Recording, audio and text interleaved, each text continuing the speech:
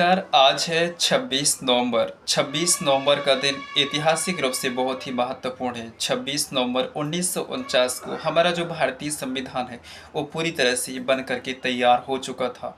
इसी अंगीकृत और देश में जो लागू किया गया था 26 जनवरी 1950 को लागू किया गया था, लेकिन संविधान दिवस के रूप में हम 26 नवंबर को मनाते हैं, जिसकी शुरुआत वर्तमान जो हमारे प्राइम मिनिस्टर हैं उन्होंने किया।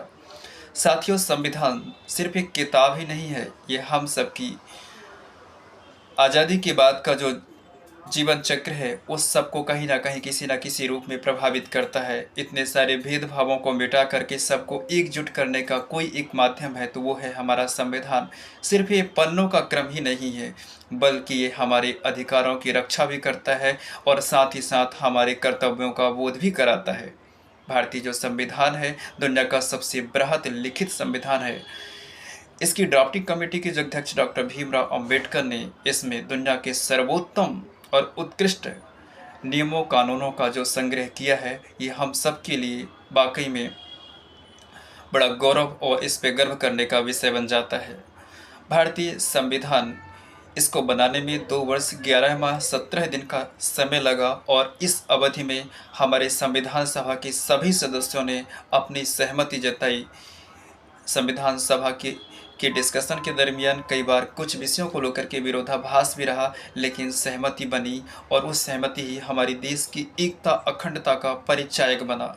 जब आज हम जगह जगह पे संविधान की बातें सुनते हैं और संविधान का हवाला लेकर के कई लोग देश की कुछ भूभागों पर कुछ रीजनल विषयों को लेकर के जब अतिक्रमण करते हैं, तो हमें इस विषय पे सोचने और समझने की आवश्यकता है। किसी भी स्थिति पे हम संविधान से ऊपर नहीं हो सकते। किसी भी व्यक्ति को संविधान से ऊपर जाकर अधिकार है।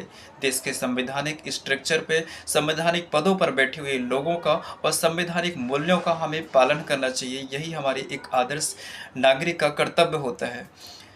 दूसरा, आज हमारे युवा वर्ग में, हमारे राजनेताओं में ऐसी कई प्रतिनिधित्व हमें देख करते हुए लोग मिलते हैं जो कि संविधान की बड़ी बड़ी बातें करते हैं, लेकिन संविधान का पालन नहीं करते। संविधान सिर्फ कानूनी दस्तावेज नहीं है, ये हमारे मूल स्वभाव में उसके प्रति आदर और भावना हमारे अंदर व्याप्त होना चाहिए। तभी तो हम उसके सच्चे अर्थों को आत्मसात कर पाएंगे और जो संविधान की मूल भावना है उसके अनुरूप हम व्यवहार कर पाएंगे।